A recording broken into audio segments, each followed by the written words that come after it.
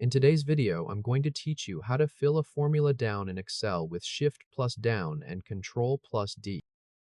Open Microsoft Excel from the Windows Start menu and make sure your workbook is already open on the screen. Once the worksheet is visible, go to the Total column and click cell D2. This is the first empty cell directly under the total header, and it is where the formula will start. Now type the formula shown on your screen. Enter it carefully into D2, and when you finish, press Enter.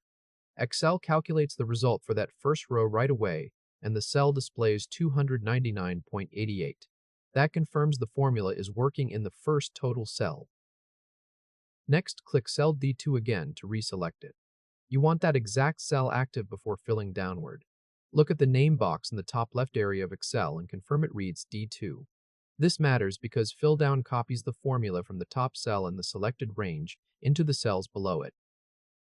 With D2 selected, hold Shift and press the down arrow key 7 times. As you press down each time, the selection extends one row lower. Keep going until the highlighted range reaches D9. At this point, the selection covers D2 through D9, including the original formula cell and the 7 empty cells below it. The full range should appear highlighted. Now press Ctrl+D. Excel immediately fills the formula from D2 down through the rest of the selected cells. The formula is copied into D3, D4, D5, and all the way through D9.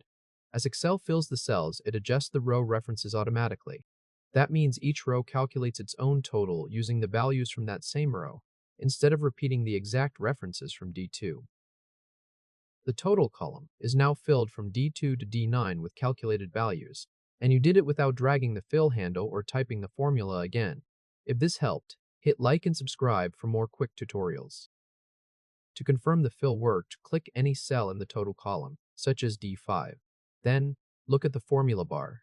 You will see the formula with the correct row references for that row, which confirms Excel filled the formula down properly across the selected range.